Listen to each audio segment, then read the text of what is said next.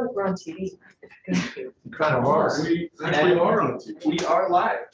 So good afternoon, everybody. This is the Vermont State Senate Committee on Institutions. I am your host, Joe Benning, the chair of the committee from Caledonia County. We also have committee members, Senator Mazza from Grand Isle, Colchester, or is it Colchester, Grand Isle? Depends on where you live in your district. How they pronounce it first. Senator Ingalls from Essex, Orleans. How about you, Russ? Is it Orleans, Essex, or Essex? Orleans, Essex, yeah, or Essex, Orleans, I don't care. Depending on And where I'll you leave for live. supper, it's obvious. And Senator McCormick from Windsor County. That's simple. We will have two names. We do, Plus, there you go. Carmack. We do McCormick not County. have Senator Corey Parent with us this afternoon. And we're going to talk about several different things, but the very first thing I want to do is let everybody in YouTube land know we had a series of folks in yesterday who were up for nominations to the parole board, went through interviews with them, and we're going to start right off by taking an official vote. Anybody want to talk about any of the folks we heard from yesterday first? If not, the way that I understand this is we vote on them, then we hand the Senate Secretary the names that appeared on each of their letters of nomination. We do not have to do a report on each individual. So, Alex, can you call the roll? We'll start with, who took my, got that? Thank you. Mary Jane Ainsworth, who is the director. You need a motion on So I do need a motion. I move that we, what's the word, confirm. Confirm. Second it. I don't think we need a second. Well, Alex, can you call the roll? Absolutely. Vice Chair McCormick, Yes. Senator Mazza, Yes. Senator Parent, Senator Ingalls. Yes. Chair Benning, Yes. 401. Tom, is it Giffen? You get that straight? Giffen, it is Giffen. Okay. Take a motion. I move confirmation. Any further discussion? If not, Alex, can you call the roll? Absolutely. Vice Chair McCormick, Yes. Senator Mazza. Yes. Senator Parent, Senator Ingalls. Yes. Chair Benning. Yes. Patricia Bushi. We have a motion. Any discussion? Hearing none, Alex, call the roll, please. Vice Chair McCormick, Yes. Senator Mazza. Yes. Senator Parent, Senator Ingalls. Yes. Chair Benning. Yes. Finally, Mary Stevens. Motion? Here, Senator Ingalls has moved. Yeah. There you go. Just go harder. Any discussion? Seeing no hands. Alex, call the roll, please. Vice Chair McCormick, Yes. Senator Mazza. Senator Parent, Senator Ingalls. Yes. Chair Benning. Yes. Russ, as I understand it, the clerk has to take the 4 pages up to Vanessa with the vote tally. So it's 4. out. Okay, now back to the folks listening in on YouTube land. We have officially been given the capital bill adjustment as of this afternoon. And so for the first time, we are actually going to take a concrete walk through several of the provisions. We had originally anticipated doing a complete walkthrough, but unfortunately our floor time has been taking over our schedule to the extent that I asked the folks who are going to give us that walkthrough to come back on Tuesday of next week when we know we will not be interfered with in the floor. In the meantime, we're going to take a deep dive into certain sections with a couple of different compartments, and we're going to start off with BGS Commissioner Jennifer Fitch. Eric Pembroke, I understand, is also here. Eric Philcorn, and we're going to have some more conversation with other folks a little bit later on. But Commissioner, before you begin, Dan Dickerson, I see you on the screen. Are you listening in right now? Okay, Dan, this spreadsheet, which is one of the vehicles we use to walk through our conversations, traditionally has been multicolored. And for that purpose, we usually have the governors recommend in one color. Any changes made by the House came through as pink or red. And any changes made by the Senate would come through as green. The purpose of that is when we get to the floor and we're introducing this to our colleagues, it's very easy for them to understand the sequence of events regarding who did what in the bill. So the next iteration of this, if you could come back with a version that has those colors, green simply for the green room of the Senate, red for the red room of the House, and we immediately know who's done what. That would be most appreciated. I'm assuming you're the person who actually does that. Yes, I will be the one to do that. So the next iteration will have those changes. Great. I also have just now remembering that one of our members is colorblind. What colors would be best for you? The colors that I'm most colorblind on are red and green. But I can see them both if they're luridly bright. What I have trouble with is pastel green and pink. Okay. Okay, they look great to me. So if you can give it like a real red and green. Nice gray dress. See my color? Nice gray dress you have on. So Dan, your challenge is not to find pastel colors. How's that? Okay, I will do that. Commissioner, you've been here plenty of times. Don't need to tell you how this works, but we will welcome you back to Senate institutions. Yes. And we are going to dive right into section 2. And committee, now you can refer to the spreadsheet, know exactly where we're going. I understand there's also language that we have, and I don't know whether or not you're going to speak about both. In that case, the floor is yours, ma'am, and welcome back. And how did your school trip go? Well, first, Mr. Chairman, my name is Jennifer Fitch, and I am the Commissioner of Buildings and General Services. Thank you for having me here today. This is definitely one of my favorite committees to be in. Ooh, that's a low bar. Well, I do enjoy spending my time with you. So I was fortunate and lucky enough, and we have a great curator named David Sheets. And apparently, my daughter's classroom wanted to see the women's suffrage painting that is currently in the card room, which is coming down at the end of this week. And David Sheets said, well, if you're coming just to see that painting alone, you need to have a tour. So they combined it with the Historical Society next door, and we had a tour of that as well as the tour of the State House.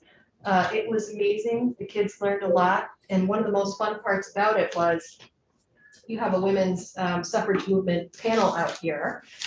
And Senator Kitchell, who is actually on that display, kept walking back and forth. And at one point, she's walking up the stairs, and I said, kids, do you see who that person is right there? They looked and they nodded. And I said, do you see that panel right there? And that person that's on the right-hand side? And they said, yes. And I said, that's Senator Kitchell. And they were all like, oh, you know. So I will tell you that as far as the kids in Millions class is concerned, you are all stars. And they get very excited to be around all of you and the buzz of the State House, and they definitely learned quite a bit in their tour yesterday. And it was the first tour. It was the first tour, both for my daughter for a field trip, but also the first student tour of the State House yesterday since the beginning of the pandemic. Your mother of the year now. I'm working on it. I'm trying to, a lot of roles. Yesterday I was just mom. I was not a commissioner, but I really enjoyed my time with them. Well, that's good you had fun. We had our own personal tour this week of the Vermont Historical Society. So other than learning about historical facts, we saw HVAC systems that are probably the most complicated set of units I've ever seen.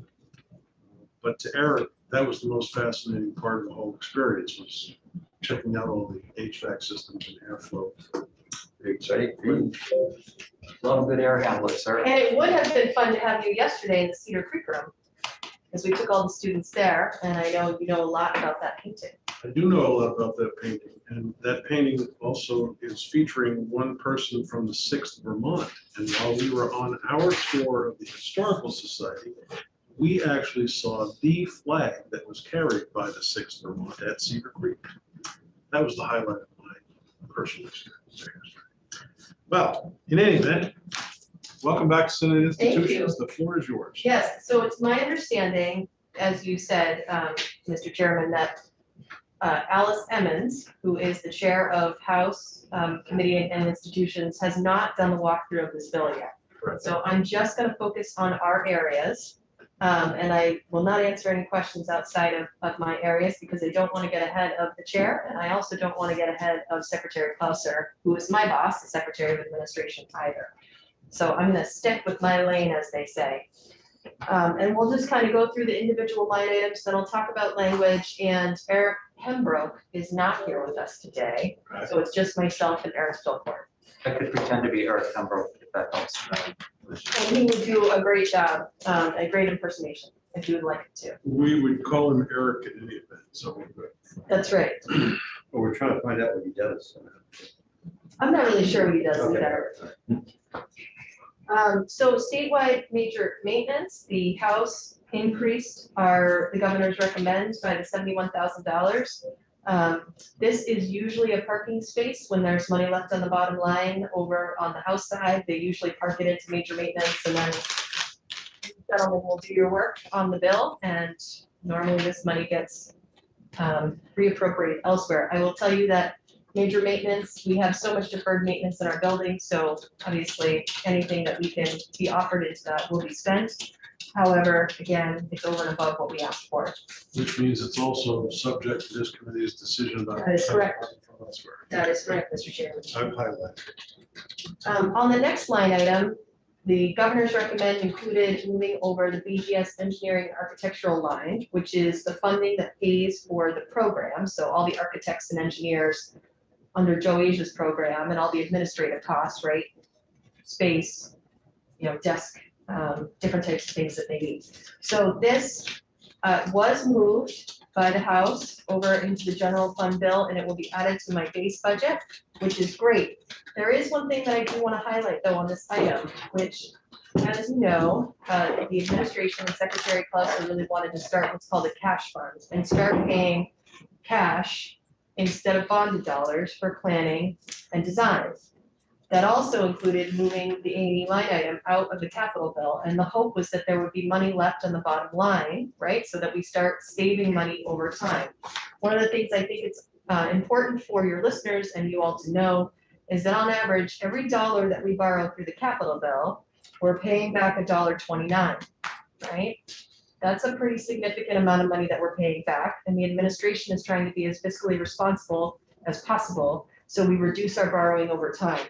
So it was our hope that the 3.7 million that's noted in this, on this line item, would not only be moved over into the general fund, which it did, but would also remain unspent on the bottom line. And that is not what happened, and we feel that that's very unfortunate, because that was a great opportunity to start borrowing less, so that we can start And they being more spent it. fiscally responsible. They did. Oh. They did spend it. They spent every single, they spent every single penny, including all the money that was reallocated as well. There's no money on the bottom line, and again, that's very unfortunate that all that money was spent, because we were really trying hard to start being much more fiscally responsible and borrow less over time. Now, having said that, do I understand correctly that it was actually House Appropriations that made that decision for them? House Appropriations supported moving this line item over into my base budget and put it into the general fund. I will tell you, there were a couple of representatives when Chair Emmons went over the proposed bill with them, who were disappointed as well that the money on the A&E line item wasn't remaining at the end and that they had spent every dollar. So that was a decision that was made by HCI and not by House Appropriations, though obviously House Appropriations supported it. We may need to get into this conversation a little bit more with Yes, absolutely. Chair Emmons, because it is one of the other hurdles for us is whatever we do here has to be sort of approved by the pros.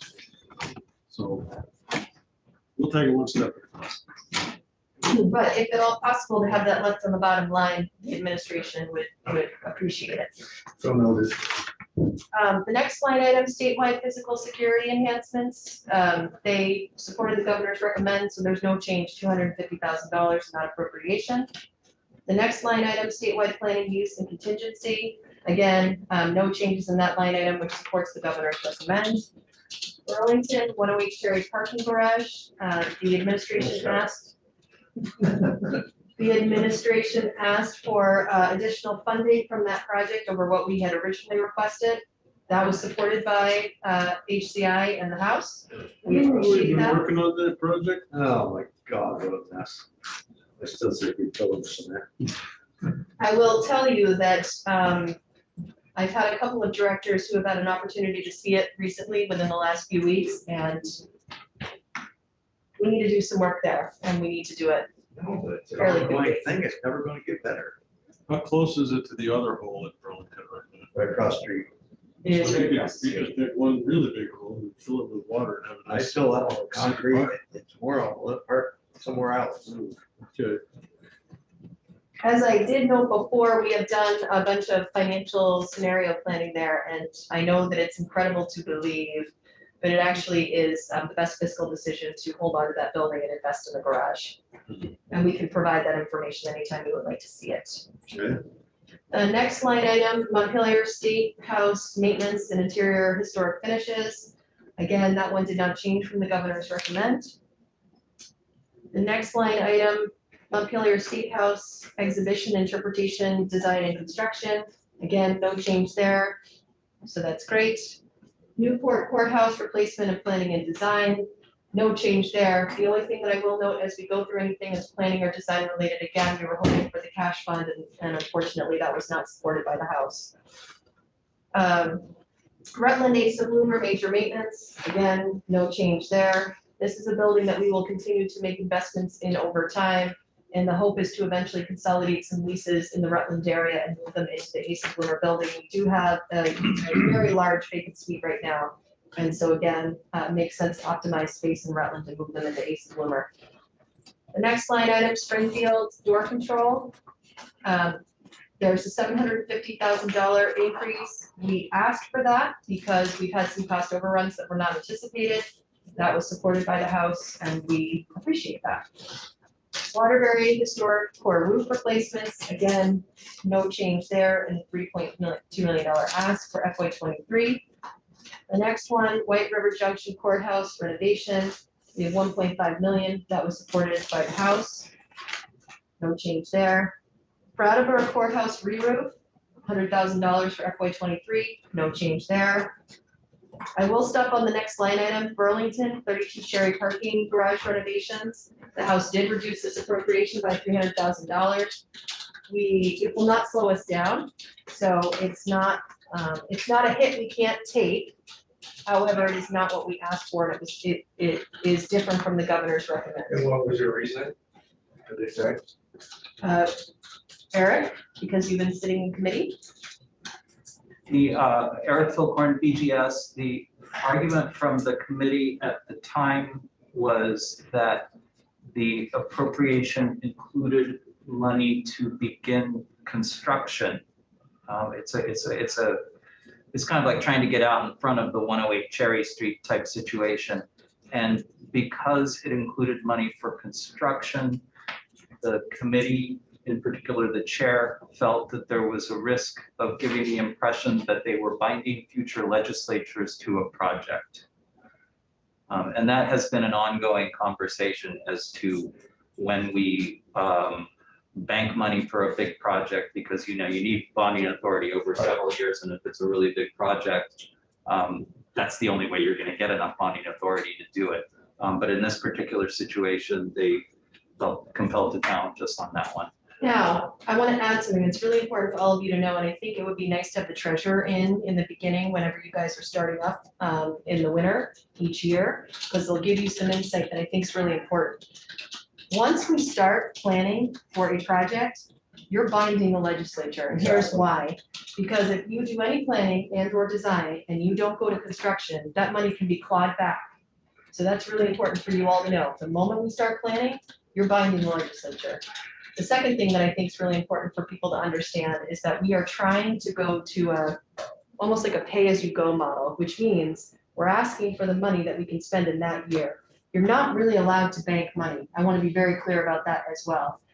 You are supposed to spend the money within 2 years of getting the appropriation. So the prior model of banking a lot of money over 2 or 3 years, but then spending it over a 6-year period, that doesn't work well for the treasurer's office. So those are a couple of foundational things that I think is really important for members of these committees to understand before you start working on the capital bill. And the treasurer, again, would be happy. You shouldn't have it in the first place, that's my idea. So you're already buying it, is my point. So that argument doesn't hold any water. They have the constitutional authority to not put the money in, but they really have to. Or Just the money can be fiduciary. clawed back, right? Yeah. And I've also heard the opposite argument, what I just expressed about this project. I've heard the absolute opposite argument within that committee as well. So I think it's almost, in my opinion, where I do have one, an argument of convenience. Make a note of that, folks, for whoever the next chair of the committee is. The next line item, Montpelier 111 State Street renovation. This is the stacked area, which, as you know, right now is vacant. Right, library's moved out, and we have this beautiful vacant space that's not being used by anybody. We have the judicial branch and administrative space across the street, and we'd like to move them over and get out of that lease space. Again, consolidating and optimizing our space and lowering down operational costs for the state of Vermont. Which space is that? So you've got 109 and 111, so the Supreme Court, and then the building the governor is in. In between, there's what's called the connector. The stack area is sort of in the back of 111, but it also attached to the connector. Stack area, though, the stacks themselves, are they Are structural to the architecturally? building. So we're gonna put 2 floors in there, but it's a little tricky because you're gonna have to basically put in some temporary structural support so that when we pull the stacks out, it doesn't cave in on itself. You are gonna pull the stacks out. We are gonna pull the stacks out. What are That's you gonna correct. do with the stacks? So we're gonna create 2 floors there and it will become office space. Okay, but what are you gonna do with the stacks? That is a great question, Senator, or Mr. Chairman, that I do not know. We'll probably dispose of them. That's usually what we do, but I don't know the answer to that question, but Joe Asia would be able to answer that question. Well, we were looking at a lot of books in the State Historical Society that were in those stacks. I don't know if they'd rather have the original stacks back, but And we still have a lot of books in the stack area as well. And they're all law books, because it was a law library previously. Yeah, and they're integral, they're load-bearing stacks, so That's right. there's gonna be a lot of. Stacks, and these steps, I guess, they're gonna stay wooden like they are. We're just gonna leave it wooden like that for you forever. No, Senator Mazza, we are gonna be putting the granite steps back. Well, what are they doing now? What are they waiting for? The ground Oh, has but they're been gonna do it frozen this over the spring, winter. but- We need to reset the base of I that asked why we foundation. couldn't walk out the other day, and Sergeant Ryan says, I don't know. I said, why didn't we use it for an exit? What's the result of not using for an exit? So that is not a choice of BGS. Not yours, okay. You are more than, as far as I'm concerned, you are more than Well, John welcome. Bloomberg will take the sign down today, he said. You are more than welcome to use that exit, and you are more than welcome to use that exit the entire time. I The didn't know temporary if those stairs ugly are, Steps were gonna stay there. Yeah. we're gonna fix it this summer. while you're on that subject, did you get my message on the former Senate Minority Leader sign that was out in the parking lot? Janet has them. Janet has them, yes. Sergeant at Arms has them. They gave her all of Said them. You guys have. We will find them. According to Jonathan Rutledge, who is our district facility manager, he gave them to Janet, but we'll track them down. Oh, you got our signs left? We do. Oh, good, okay. I was gonna say, they work for great garage art, but just remember, I want that. I'll take it. I knew that you would all want your signs, and so we saved them all, knowing that you So would they're want not your going back signs. up. No, the numbered Okay. signs is what is staying. I was Senate Majority Leader for 4 years. It never occurred to me to ask for my own parking place. Okay, we asked first. Don't listen to I- Randy Brock or Allison Clarkson. We asked first. I hear you loud and clear, and it's on the record, right, Mr. Chairman? That's right. That's right. In public, so we now have it officially. Yes, you Yeah. do. You absolutely do. But once word gets out, everybody's gonna want a sign. Okay. 120 State Street, steam line replacement. This is for planning and programming. Want to be very clear what this money is for, so it should have been for the cash fund. We asked for $158,000 last year. We didn't change it this year, and that was supported by the House. Montpelier State House HVAC renovations. On this one, He did ask for an increased appropriation for FY '23 over what we asked for last year, and that was supported by the House. And as I understand it, Mr. Chairman, you have been involved in those conversations about that project. All right. Rutland Multimodal Garage, we do have. We still got that garage, I thought we got rid of that. You want to, do you know the story behind that garage and why we have it? We did that years ago and they were gonna take it over and somebody's gonna own it after 10 years or something. What the hell? We still got it? So, when Chris Cole was secretary of V-Trans, he gave a nice gift to BGS by gifting that garage to us for $1. Then he soon thereafter became the commissioner. It worked in reverse. And it worked in reverse. So if you ever have a That chance sounds to like, see him, that sounds like a Chris Cole deal. That's a hoisted on his own petard. It was moving along well. so that's always a good thing to tease him about. Yes, it is another garage and you have to invest in new garages over time, especially in Vermont, because you got the winter time and you've got salt and the cars go and they park and they sit there and the Do we salt. make money on that? Is it a revenue thing? Is it? No, I mean, there's meters there, right there, or not meters. but- It is a very strange arrangement. So we own it and we lease it to the city. Yeah. And then the city subleases it to Laz, who is the operator. Okay. Um, And once we get out of it, nothing. I thought we got out of that after 10 years or something. It is ours, unfortunately, but if you find a way for us to Okay. offload it, you just let us know. Give it to them. We would be happy to. I think that they are smart enough not to want to buy it. So for this one, it is also some planning and design money to start figuring out what we need to do to address all the deterioration in the concrete. Maybe somewhere else. We made no change to our request this year, and that was supported by the House. Statewide 3-acre parcel stormwater planning, design, and implementation. As you can see in the spreadsheet, it was moved to the ARPA in the big bill, which was the request from the administration and was supported by the House. Statewide correctional facilities door control system replacements. We asked for the $670,000 last year. We made no change this year, and that was supported by the House. What's the, we've got door control system replacement.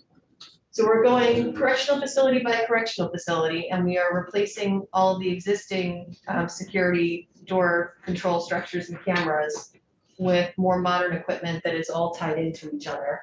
Right now, we started in Newport. It was to the point where some of the doors you couldn't even lock because they were old and antiquated, and we couldn't get any parts to fix them. That is obviously a concern when we have doors we can't lock. I understand the item and how you're distributing it, but you have a separate line item for That's correct. Springfield. Why is that?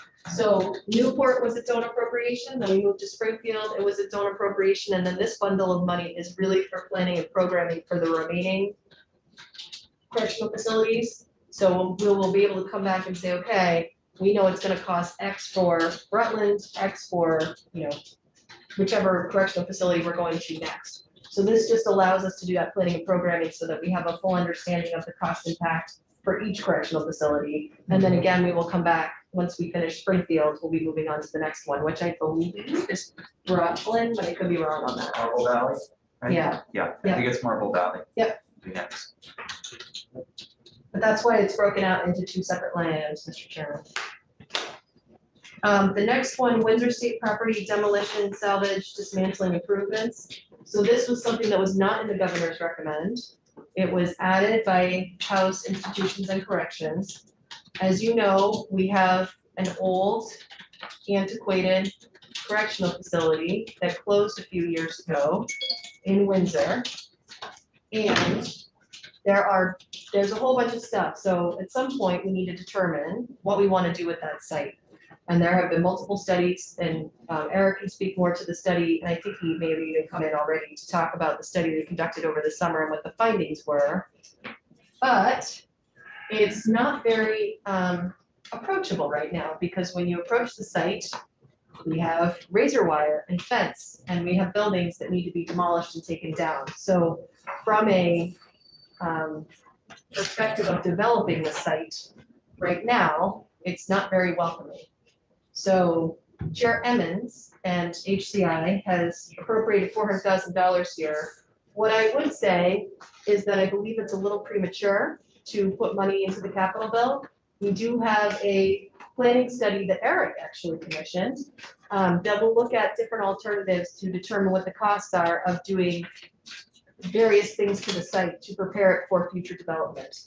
That study will not be completed until April, End of April. end of April, at which time we'll have a better sense of what it's gonna cost to do these various things. So I guess my point in telling you that is I think the $400,000 is a little premature because we don't know how far it's gonna get us, and I don't think it's gonna get us very far.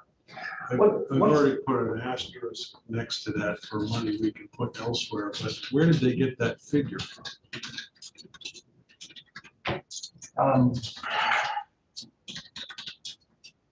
So It was, It was pulled out of thin air, is that what you're trying to say? Right, in the paper, he said. one item that we know there's a lot of interest in executing on is removing the razor wire from the fence line to make it, improve the curb appeal. And then there's the milking parlor, the silos, and the creosote building, and maybe a couple other sheds that definitely need to come down. And so it was really kind of what they call in our business a wag, wild something guess.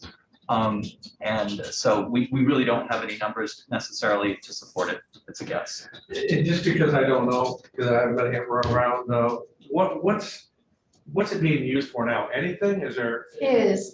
We have two different groups that are utilizing the site partially at this point in time. Vermont State Police uses it for training. Yep.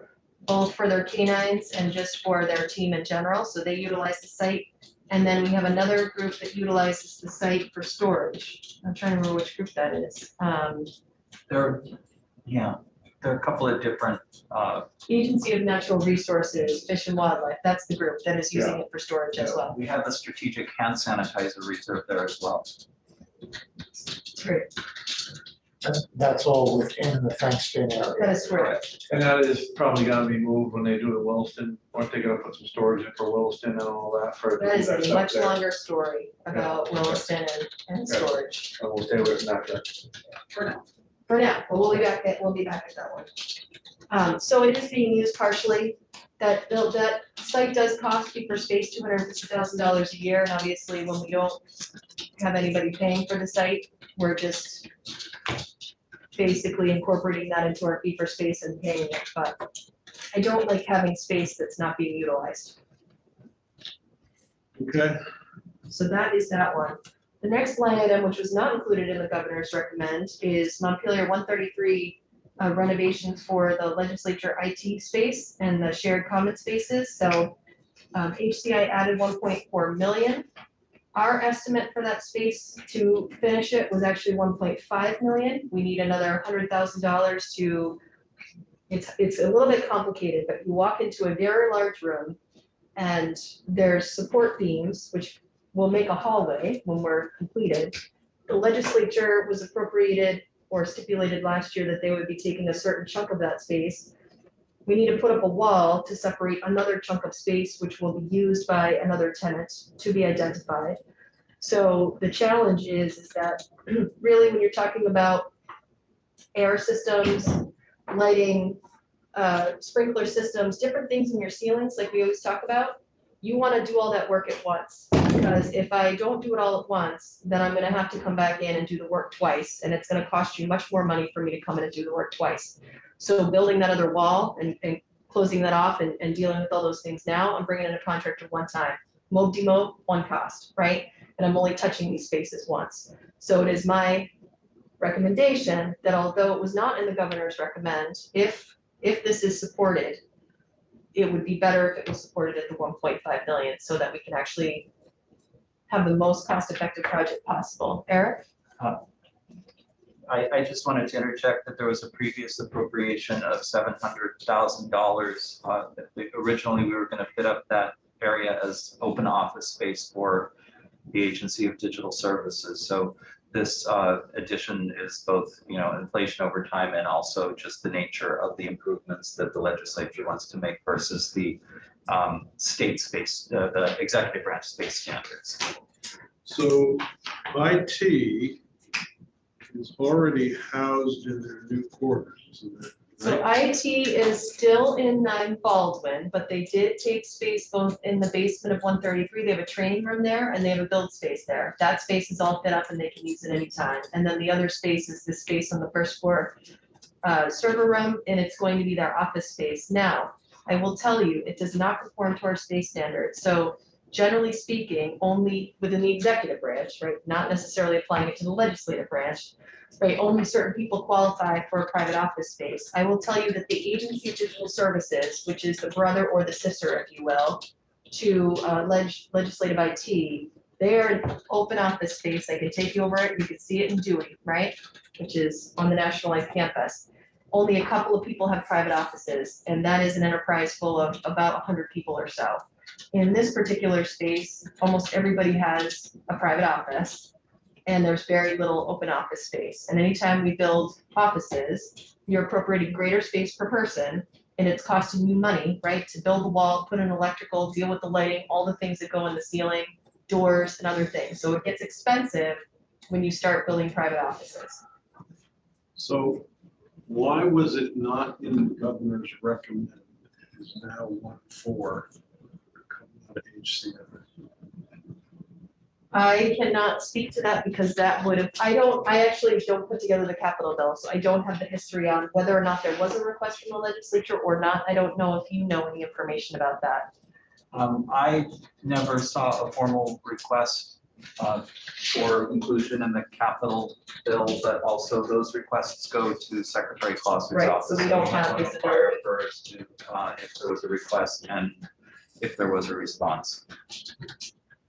Okay, I'm embarrassed to ask, but just review for me the addresses of the Capitol complex. What, 133 is the. 133 is, so you know where 2 Aiken To is? the So west, just to the west. it's just to the, if you're standing on Aiken Avenue, it's just to the left of it. It's And that then- big tall yeah. building, and they call it the tax building often. We like to call it the BGS building. That's right, we're taking over. We're now on the 5th floor, but it is And that's traditionally. called the tax 133. You think of it, but sorry. You're not in the old house anymore, are you? We were, well, I will be nice and say that the legislature said that they needed more space. Part of this was COVID Oh, related. they took that, the council took that over. And the both 2 and 4 Aiken, as well as the space in 133, was permanently taken over by the legislature. Therefore, i.e. BGS had to move because we could no longer stay in the space we occupied. And so we moved to the 5th floor of 133. All kinds of space down this building here. My God, beautiful space. There is And you want to lots, add on the State House when all this space is empty around here, and I can't imagine. Like we've talked about, put the cafeteria down there or something, and we could have all the space. I would be more than happy if you gentlemen would ever like to take a tour of both the permanent Empty space. space galore. I would agree with you, Senator, that there's just a lot of space, and the temporary space and even the permanent space has been underutilized by the And they legislature. talked about putting $29 million, $30 million in this place. So that's Joe, that's Joe Bennett.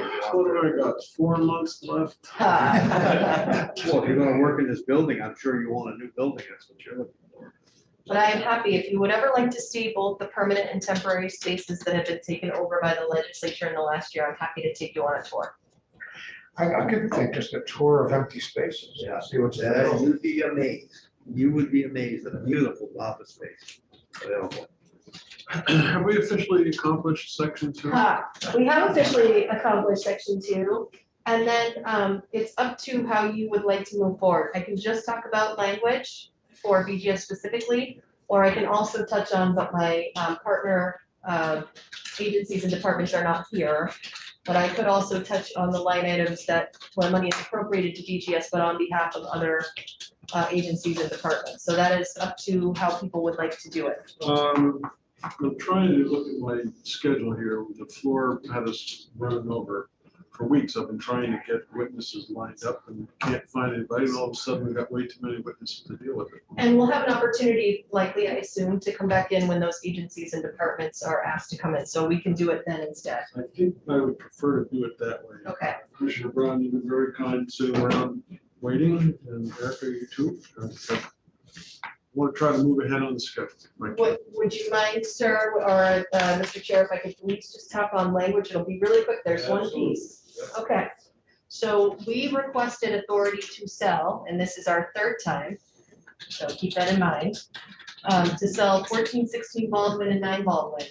Over the winter, we moved all of the agencies, departments, and boards that were in 1416 Baldwin out, and they have been relocated to other areas of the complex. That building is now vacant. And House Corrections and Institutions did put language in that will allow us to sell 1416. However, they did not give us language to sell 9 Baldwin, unfortunately, which means we will have to come back and request for a 4th time to be able to sell 9 Baldwin. So 9 Baldwin is where legislative IT currently is, and when they move into the first floor server room of 133, they will be vacating 9 Baldwin. I don't have any plans to move anybody in that building. It's an old antiquated building. It's chopped up. You cannot optimize space. It's expensive. It's leaky. We pay a lot of money to heat it, and it needs a bunch of deferred maintenance invested into that building. So it's not a good investment for the state. We would like the authority to sell. It'll be about 16 months between now and when legislative IT moves over. You could create language that allows us the ability to sell once. But if the concern is we're going to sell it before legislative IT moves out, you could always allow us to sell contingent on moving legislative IT out. Again, we have no plans for that building whatsoever. But we have empty space, we're told. But meanwhile, we have, in terms of space that we're actually using, we're a little crowded here. Like we need to move things out.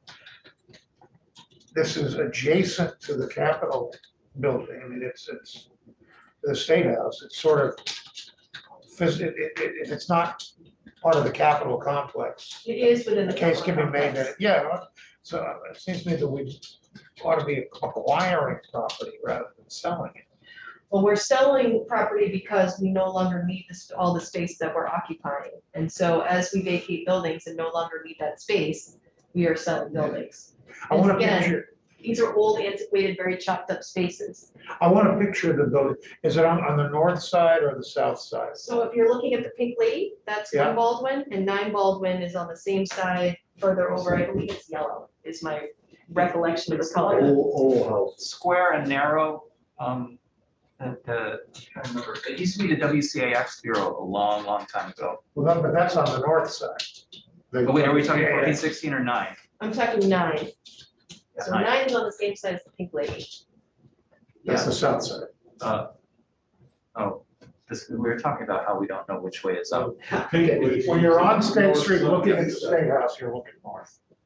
You're looking to the left. I can do left and That's the right. way. That's- Yeah. I If can you're do that. looking out that way, Right. it's west. Yes. So anything on this side, particularly, would be north. Oh, wait, no, I had the Pink Lady on the wrong side. There you go. That's right, that's what it is. It's on the- Okay, so it's these old houses, then it's not It's an old not the house. squat brick house. No, that's 6 Baldwin, and we are definitely keeping that. Yeah, building. okay, okay. That building's not going anywhere. Can I just ask before you go, did the governor recommend selling 9 Baldwin? He absolutely does recommend, and he's frustrated, I can speak on behalf of him, that we have not been given authority to sell. Okay. And by 1416 you have, 1416 and is was, that being marketed or it's just getting ready to be marketed? Once the bill passes. Okay. we don't have authority to sell it quite yet. You aren't selling them. Well, It isn't your territory. well, I might have to recuse myself. I'm somewhat dismayed to hear that IT may not be losing its servers for that length of time, because several months ago, Kevin and I took a tour of the building, and that was one of his top priorities. I did understand later from Joe on a tour of 133 that there was some construction that had to go on in order to accommodate That is that. correct. Has that construction delayed it now that long? So we haven't, 16 months? so the 16 months includes finishing design and then doing construction as well. And the thing to know about that space is it's pretty complicated. There's a plenum floor, which means an elevated floor. We gotta take that elevated, we gotta knock the floor down and basically recreate a new floor. And then all the electrical systems need to be switched out. There's a lot of work that needs to be done in that space, and that's why it's going to take the amount of time it's gonna take to do that project. In terms of moving the server over, I do think there was a discussion about potentially moving it over earlier. I don't remember what the resolution of that discussion was, but I would encourage you to bring Joe in and he could speak more to that. Okay, and finally, did the House give you an explanation as to why they did not want to sell 9 Baldwin? I'm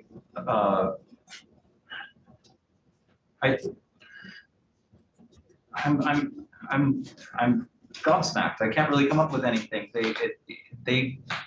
I think they believe that we would sell it while Ledge IT was still in there. I don't think they want to give us the authority until Ledge IT is out of the building. And I don't see any scenario in which we could potentially sell a building that was occupied by state workers of any kind.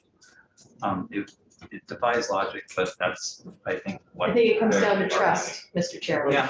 Your request is that we include language to the effect 9 Baldwin will be placed for sale upon IT's Successful move to 133 State Street. Which I feel like is a compromise to myself and addresses the concern. And then we could have a year of not talking about Baldwin Street. That's right.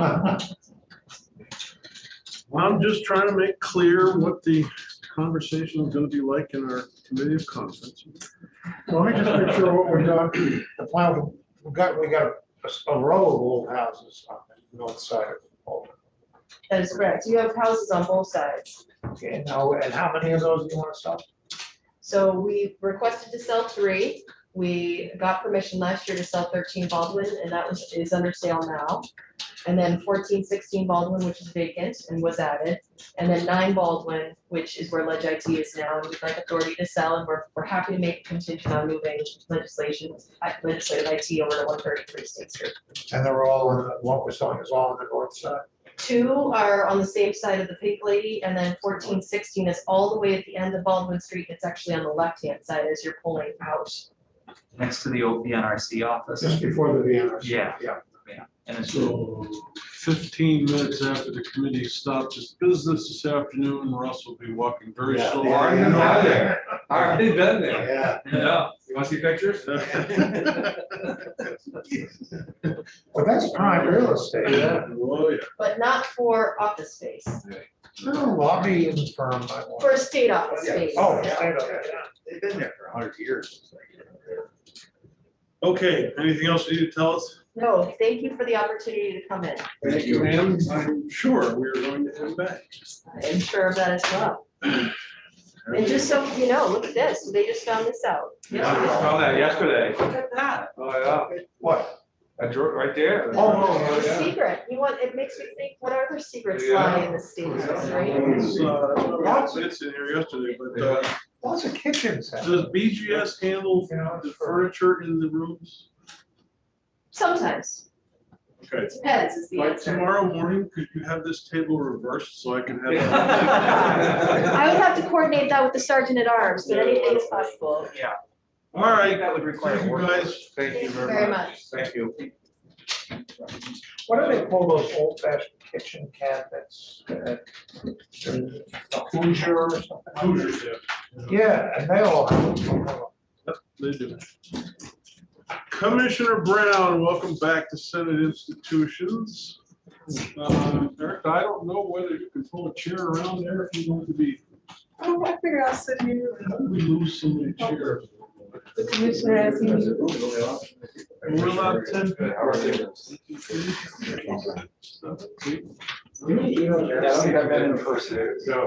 All we need is a folding chair that you can stick in there.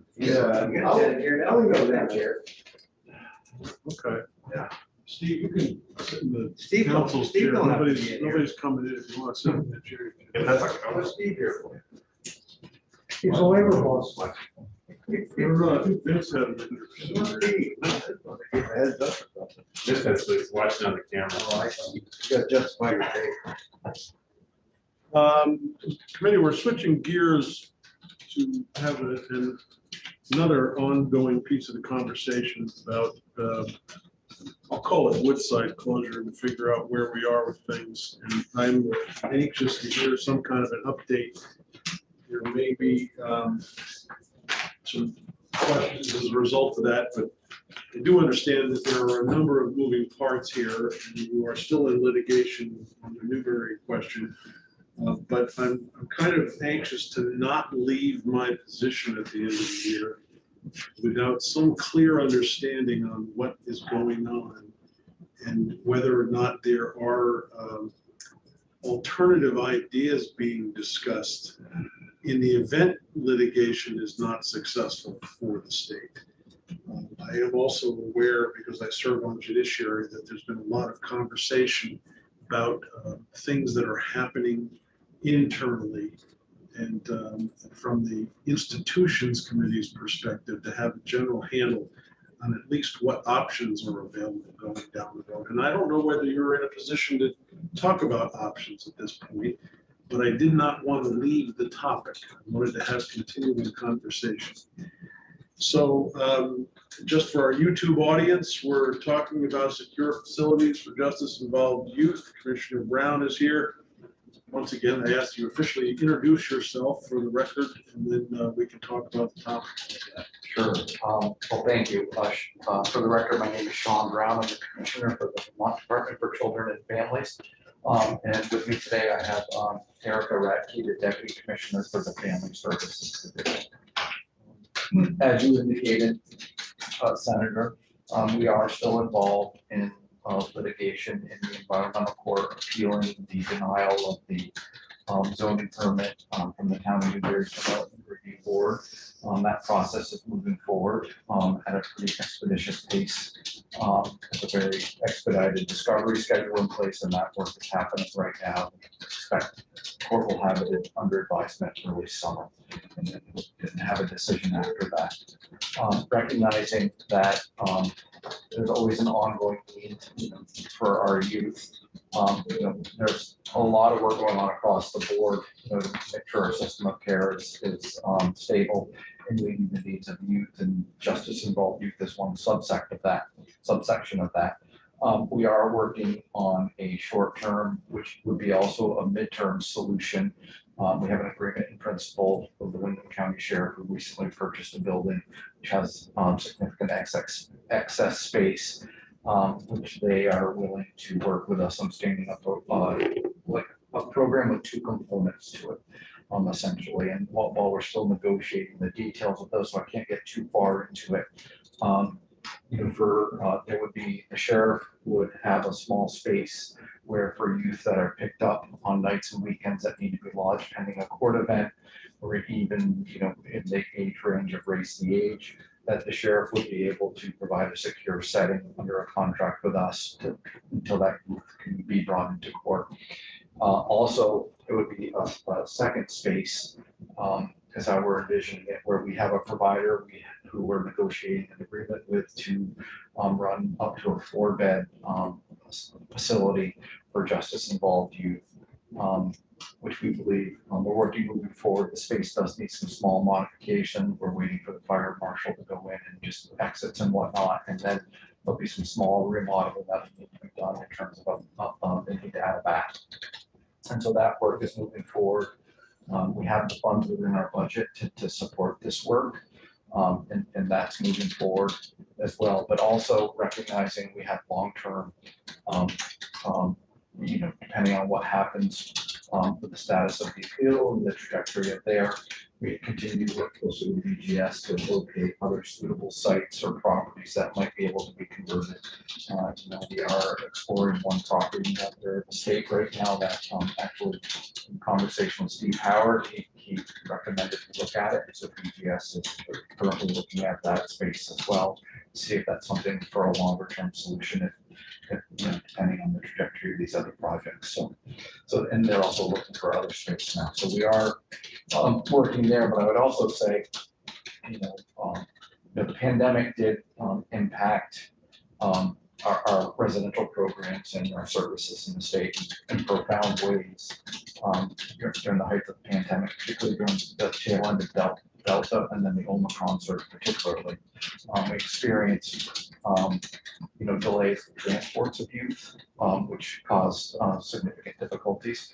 Also, many of our residential providers that we have agreements with to serve justice-involved youth really struggled with staffing, continue to struggle with staffing. And then also experienced outbreaks of their own, which caused them to shut down their program to new admissions group, until it cleared. We're currently working with a wide variety of providers in the state right now to ensure that we have available beds to meet all of our youth needs, whether they're CHINS kids or juvenile justice youth involved. We're utilizing traveling healthcare resources right now from out of state to stabilize the staffing patterns and 3 programs. Some of those are winding down, but we do anticipate in the month ahead and perhaps beyond, where one program will need to continue to utilize traveling resources. We're also working to provide extraordinary financial relief to many of these programs to help stabilize them financially, to help them retain the staff they have, but also to that they are able to boost their pay to compete in the tight labor market right now. And then also, once that process is complete, also looking forward, we're doing some rate relief and going through the rate setting process to increase rates. We're working with multiple programs on that right now. Also during Omicron surge, programs across the country were really shutting down. And one of those that we work closely with when we have a youth that needs that level was Sununu, and they shut down the admissions because they were really struggling with staffing. They are now back open and at capacity and accepting Vermont youth if we have to. Does that take a court order prior to somebody being shipped over there? It depends on their status, but for some youth, yes, others not. Like right now, we've actually seen a little bit of a bubble recently in kids needing that level of care. And this week, within the last week, we've sent 3 youth to Sununu in Vermont. One is a youth who ran away from a state outside the Northeast who ended up in Vermont and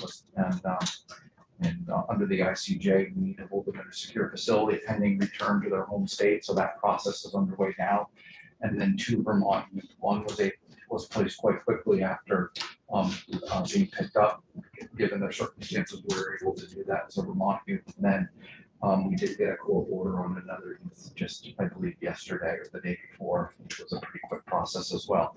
Sometimes they can be a delay when we want to seek depending on where the court's at, but recently that process has been moving pretty expeditiously.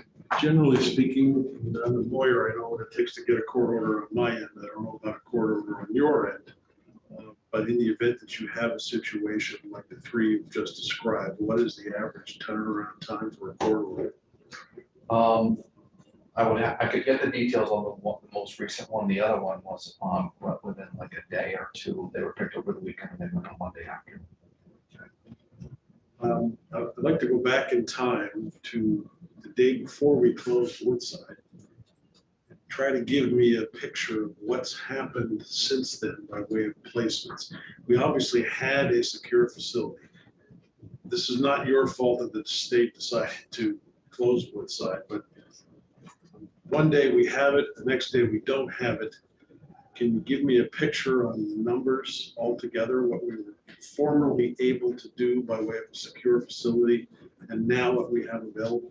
Sure. So we had two tools at our disposal after the closure of Woodside. One was Sununu, and we entered into a multi-year contract with Sununu to accept Vermont kids.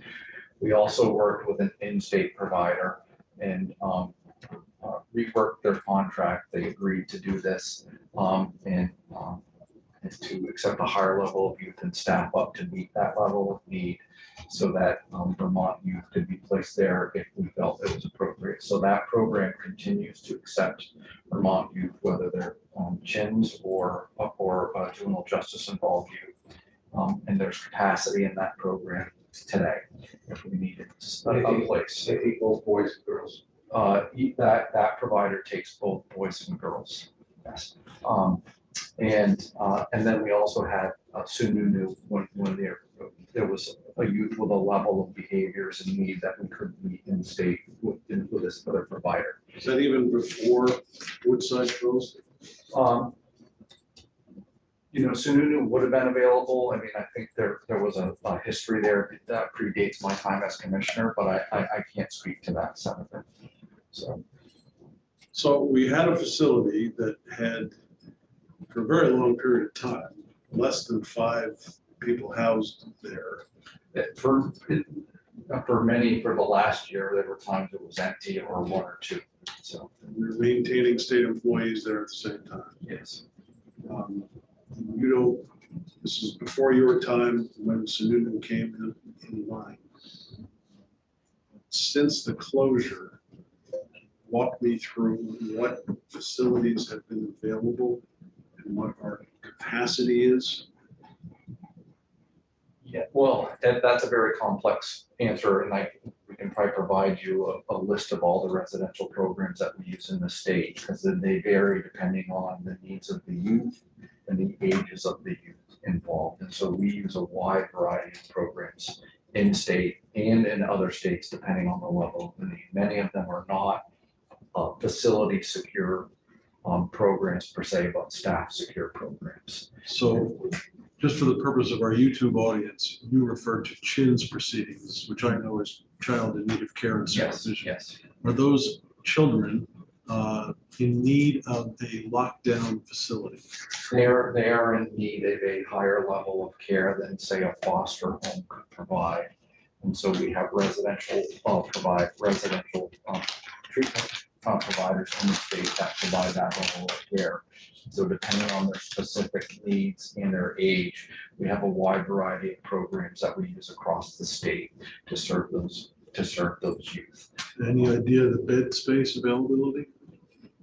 Yeah, we can get you those details. I don't have those with me today, but, and for the committees, at any one time, we have approximately between 100 and 110 youth in some sort of residential treatment program in state or out of state. Is that both CHINs and justice involved? Yes, the vast majority are CHIN's youth. Okay. In comparison, youth at risk in the justice system, do you have any idea how many of those are on average needing space at any one time? Yes, we could get those numbers. Presently, is there any safety concerns that you're struggling with?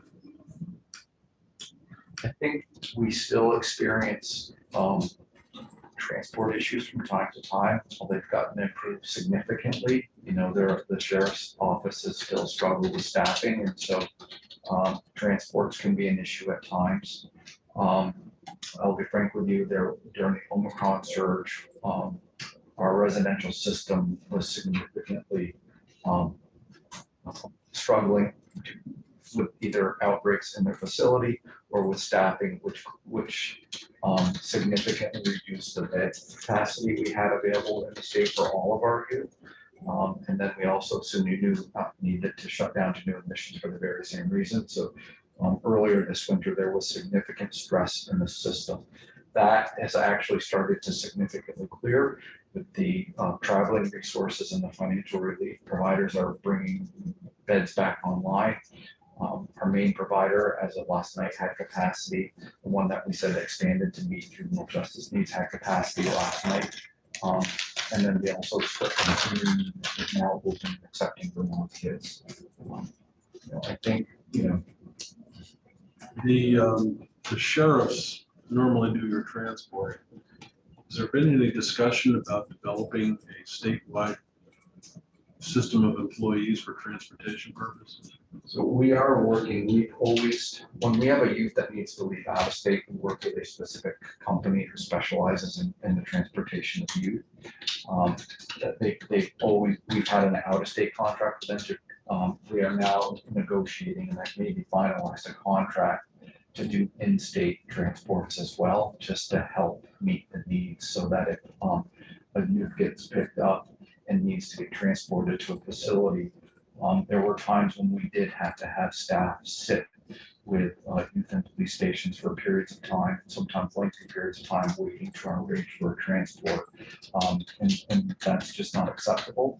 And so we've been doing a lot of work to try to address that transportation issue, because that's one of the areas, that's a concern for our staff, and it's a concern for the department leadership as well. Commissioner, that contract is becoming effective tomorrow. Yes. Okay, well, there's a piece of progress. The sheriff in Wyndham, the facility there, that's gonna be a lockdown facility. Those are the things we're working out now, but we do anticipate that will be a large facility. And who It'll would, be staff secure. Staff security, there will be some types of delayed lock on the facility. so the employees then at that location, are they gonna be employed by the sheriff or by the state? For that short-term lodging, they will be sheriff's employees. For youth that need to be placed there for longer term, they will be a contracted community provider that specializes in serving youth.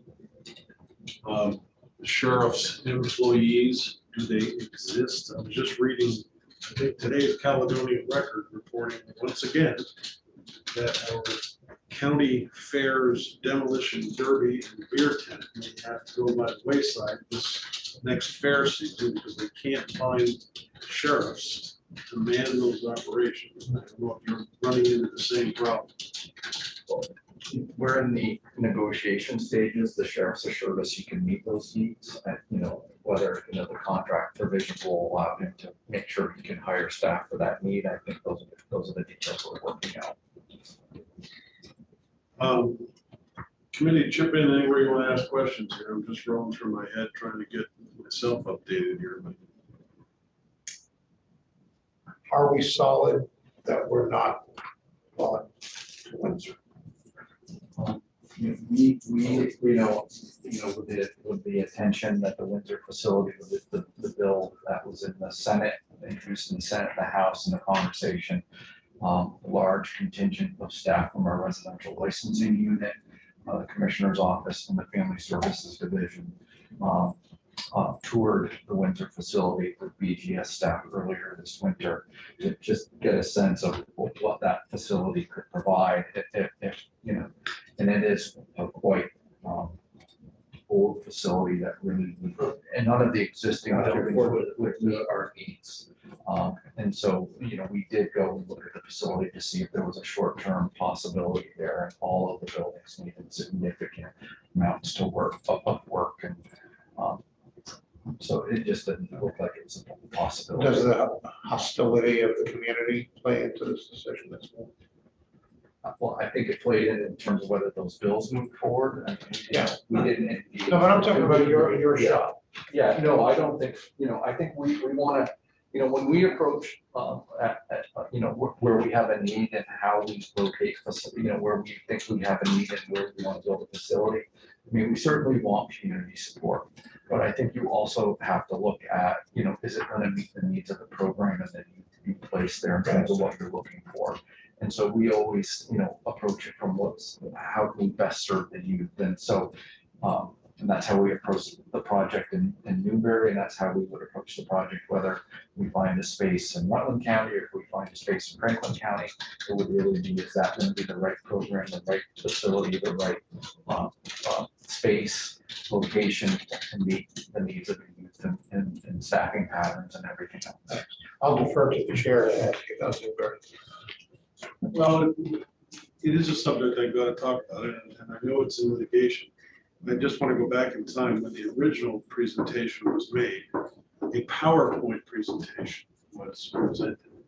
One of the first slides made it very clear to me as I walked out of the room that the committee involvement was integral to a decision about whether to go forward at that location. And I don't know whether your presentations are being made differently now, but clearly at the time I was under the impression that if the community said, no way, Jose, then essentially the state was going to look elsewhere. Is that approach still, have you tweaked that approach? Let's put it Well, that way. I'm not sure, Senator, if that was originally my approach or not. I think the one time I commented on that was in testimony in response to a question in the House Human Services Committee. I don't recall it ever being in a PowerPoint, but certainly I was asked a question last winter in the House Human Services, whether, we would move forward. There's community support, and I believe my response was that we certainly would want community support, would not be presumptuous.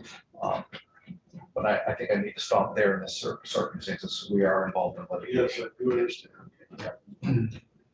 I guess I need to leave it with you that when I was asking questions, clearly I was under that impression.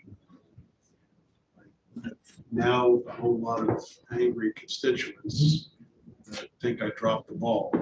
I will repeat the same thing that I have said to them now that we're on YouTube. I'm very uncomfortable as a chair having a conversation about pending litigation because I don't want to cross the lines of separation of powers, if you will.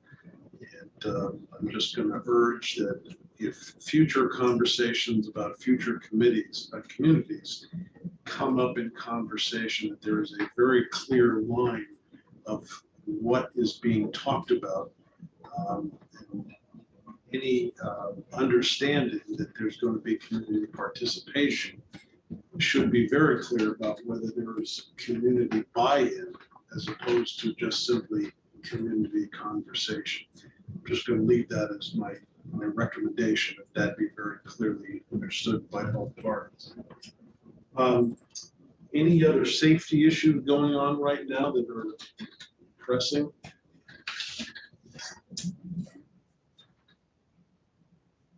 Under the nature of our work, it just in general creates safety concerns every day for our staff, and I would just say that whether it's a threat coming from an upset parent whose child is involved with our department, or for some other reason. I mean, the work of the Family Services Division comes with a risk, and it's regularly happened where our staff feel threatened. And at risk, and so it's something we take very seriously.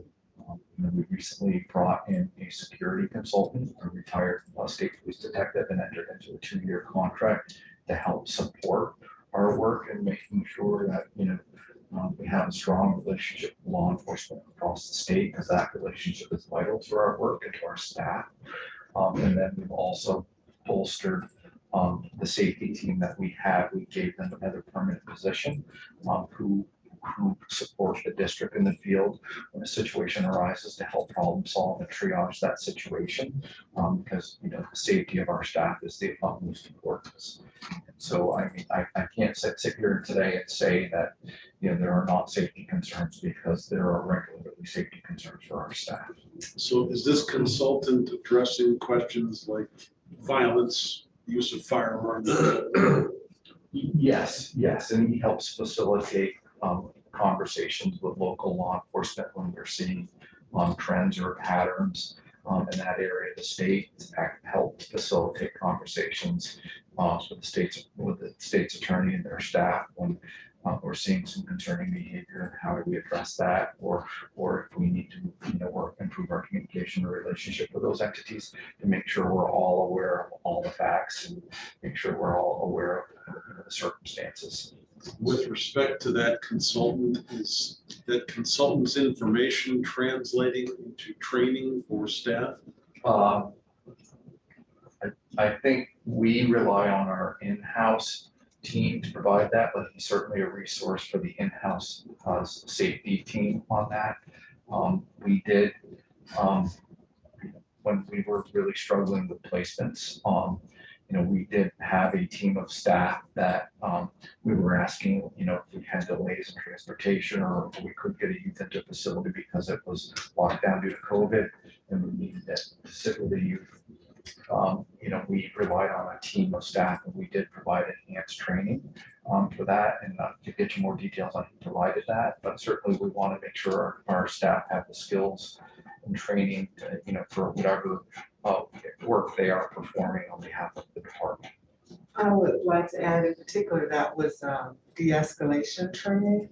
And in addition to our concern about safety for staff, we have an annual safety survey that's from an outside organization that comes in and surveys the staff in terms of their feeling, their personal safety. Do they feel our safety huddles are effective, to really just get a pulse on what's going on with my team. And we have this, the last survey just came in, and there's always going to be some of our workers that feel unsafe despite the safeguards that we put in.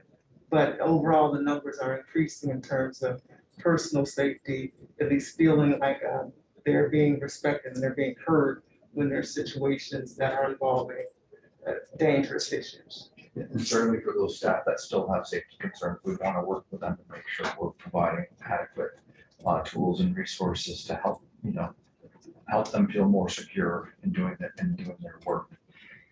Erica, I don't remember whether we officially introduced you for the record. Oh, I did just start speaking. I'm Erica Radke, Deputy Commissioner for the Family Services Division. Committee, any other questions? I'm not sure that any of us envy your roles, right?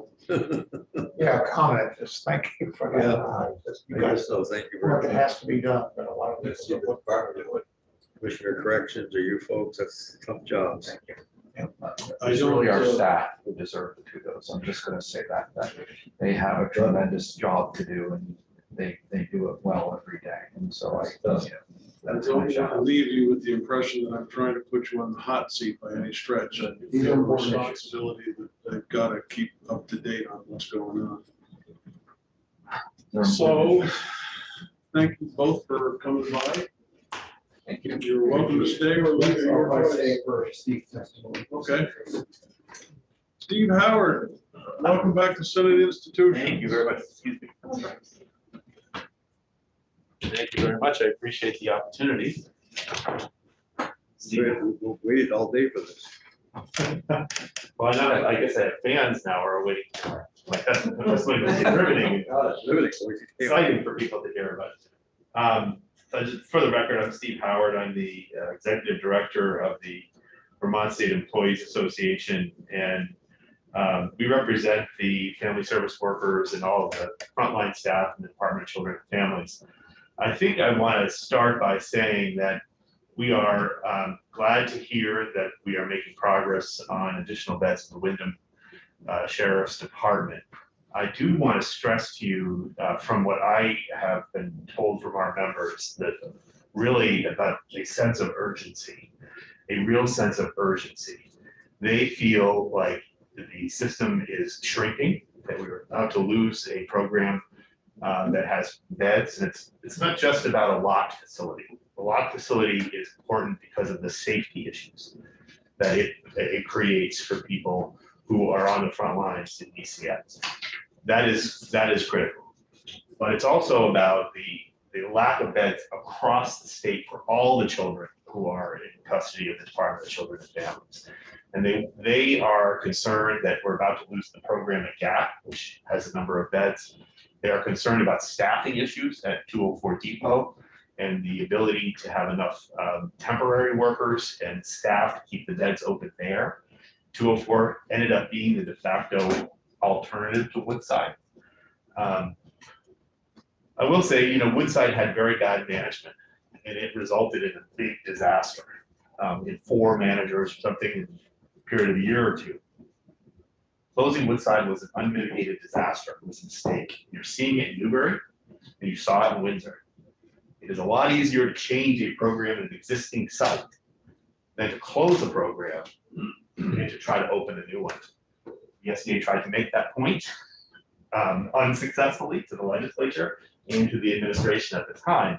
But we have a situation where our members are feeling increasingly asked to do things that they feel they're not equipped to do.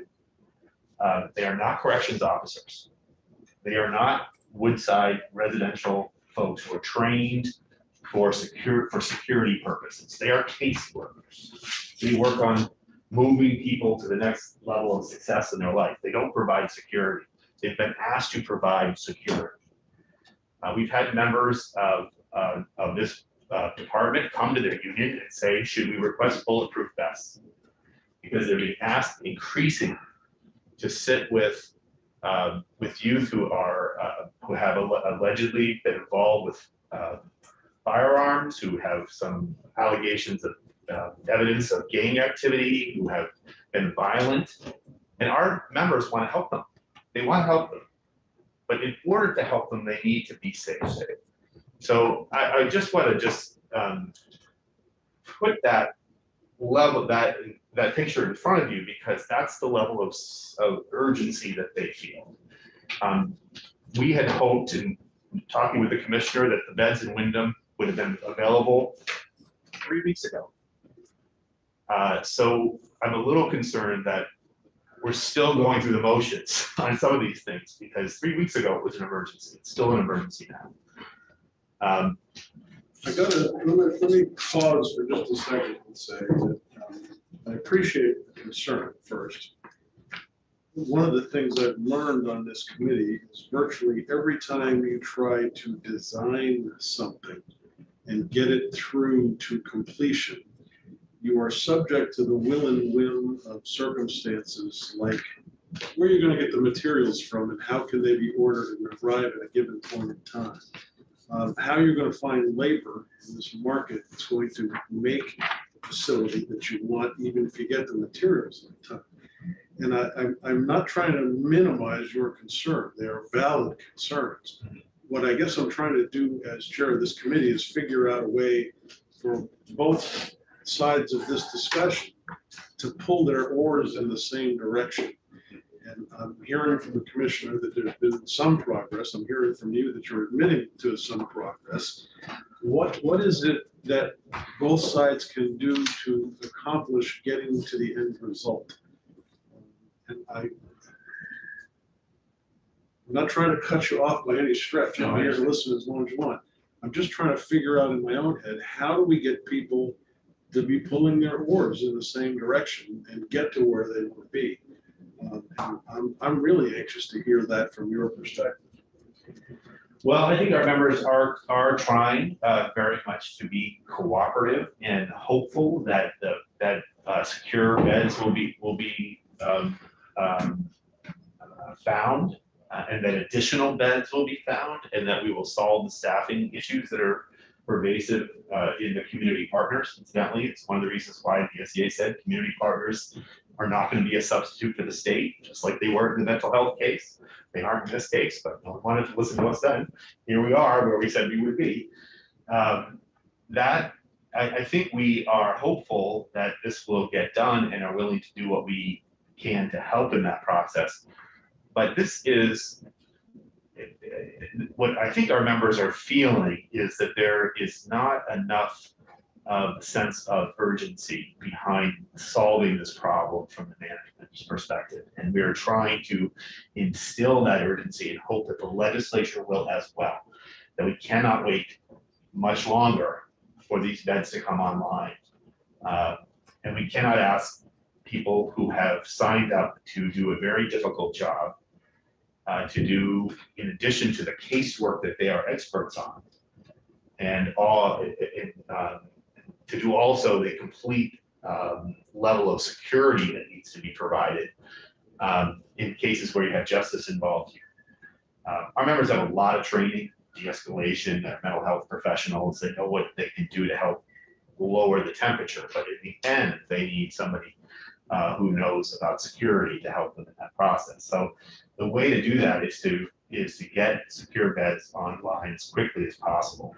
What I am concerned about is 3 weeks from now, we may be at the end of the legislative session and still no beds in Wyndham. That would be a big problem for us. So we need to get beds, not just secure beds, as our members have said, but as many beds as possible. And the commissioner outlined a few of the things that they have tried to do with the contract for temporary workers and some other efforts to help the community partners. But as the staffing shrinks at those facilities, if we don't have enough travelers, we don't have enough staff, the number of beds shrinks. And that's when our members are stuck in difficult places, trying to find places to put kids.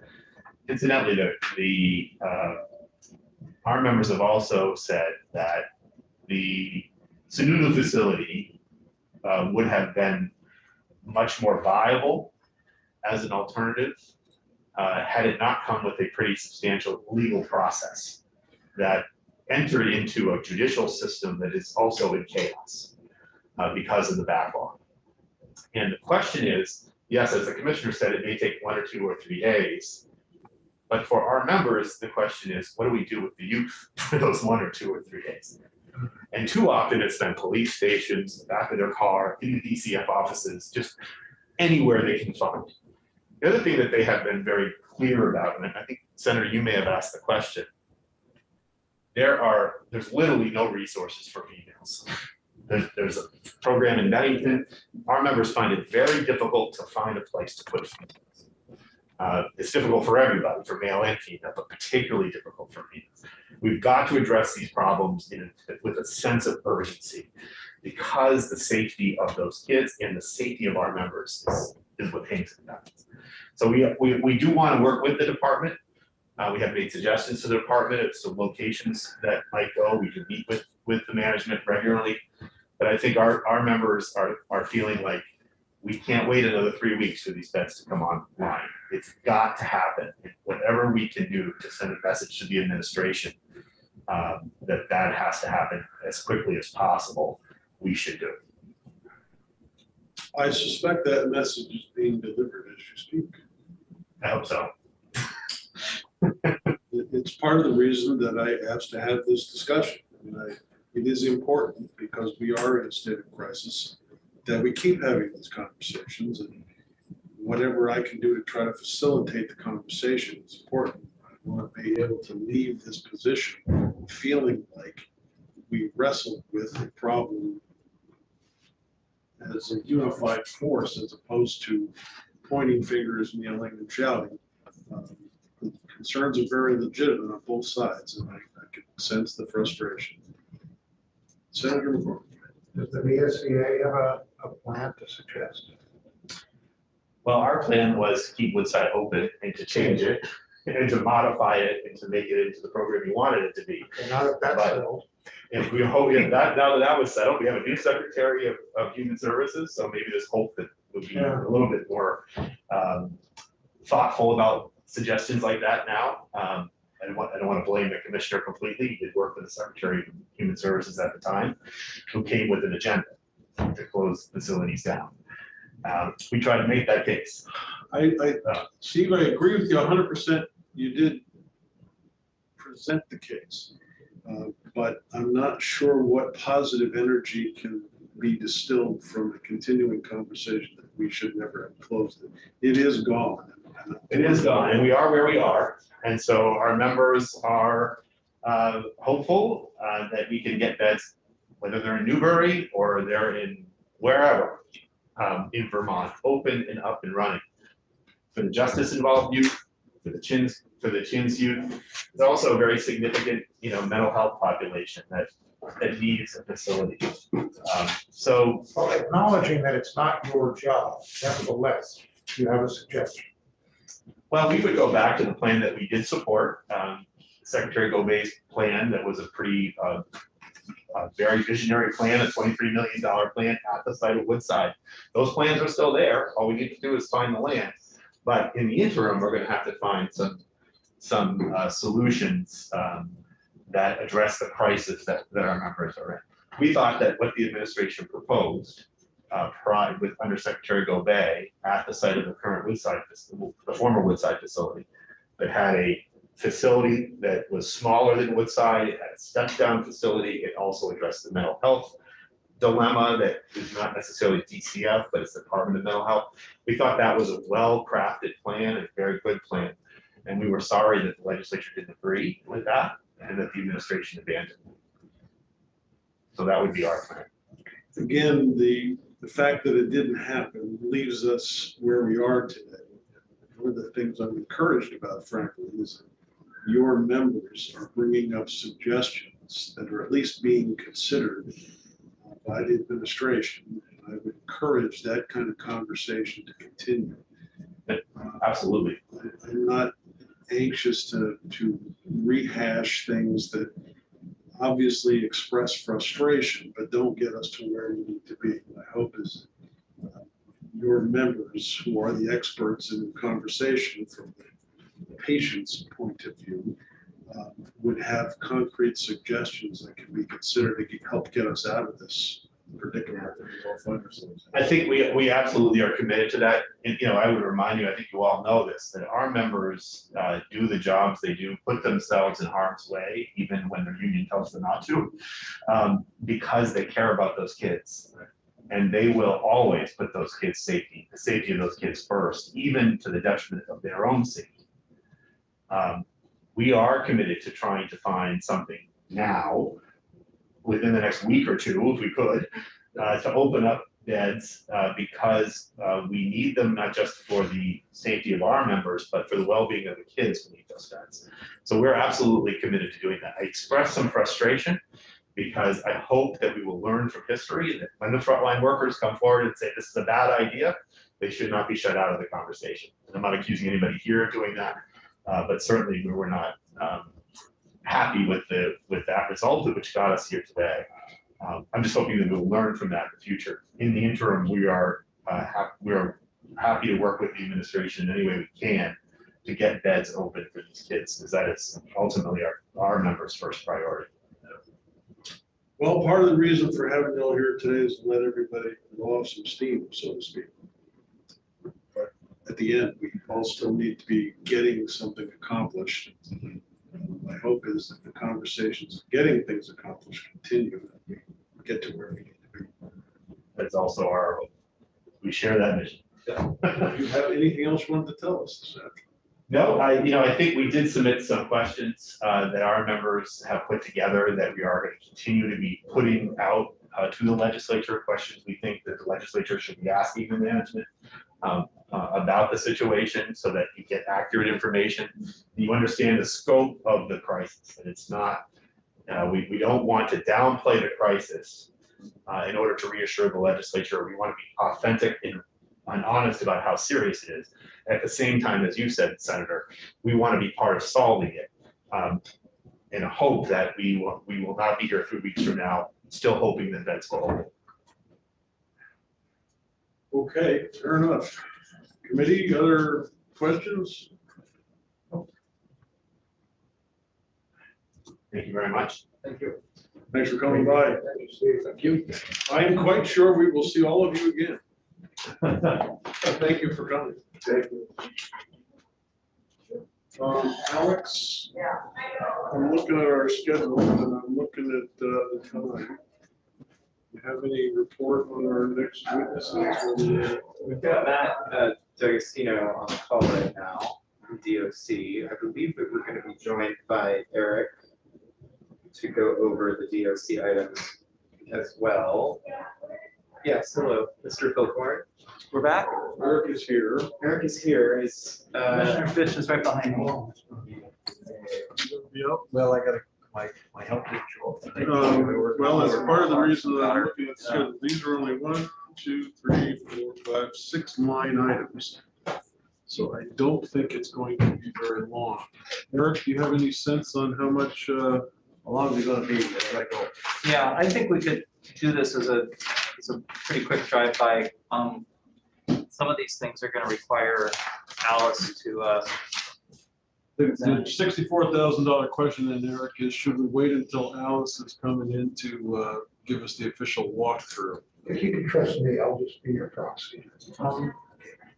You can go home. No. I think. One of the things I'm concerned about, Eric, and Matt, and I hope you're listening to this conversation. I've lost one committee member already. We're about to lose another shortly. Commissioner is here again, so I'll repeat. So what I bonus just said. points to BGS for being in person, I just want to say. Yes, indeed. What I'm just announcing though, Commissioner, is that I'm about to lose another of my committee members. We have not done an official walkthrough yet. And I'm looking at the time and I'm thinking to myself, it would be very helpful at this stage to have Alice go through a walkthrough before inviting you all to try to take a deep dive on something we'll have to come back to again after that walkthrough. So while I greatly appreciate you all showing up this afternoon, our floor time had us running over once again. I am going to avoid that next Tuesday. I don't know if you folks are available, but we actually have floor at 9:30 in the morning. So we are starting the committee at 1. It's much easier for us to deal with things. I don't know whether you folks are available to come back. We serve at the pleasure of both the governor and the legislature, so if you'd like us to come back, we will make that a priority. I'm assuming, Matt, that meets with your approval as well? Well said, and DOC agrees with that sentiment. Yes, sir. All right, and is Commissioner Demmel going to join us if that takes place? I'm not sure of the commissioner's schedule. I know he's not able to attend right now. I'm doing that in his stead, but we will make our every effort for both of us to be there on Tuesday if that's what the committee so desires. I think that's my preference because I would like to have the full committee here when we're getting into this conversation. And we just don't have that capability this afternoon. So I thank you all again for showing up, and we will look forward to seeing you next week. How's that? And we get double bonus points then for coming over. You get done saying. Perfect. I happen to know one of my committee members has a candy stash in transportation. Yep. I wanted to run over there and grab some candy. I like that. You can redeem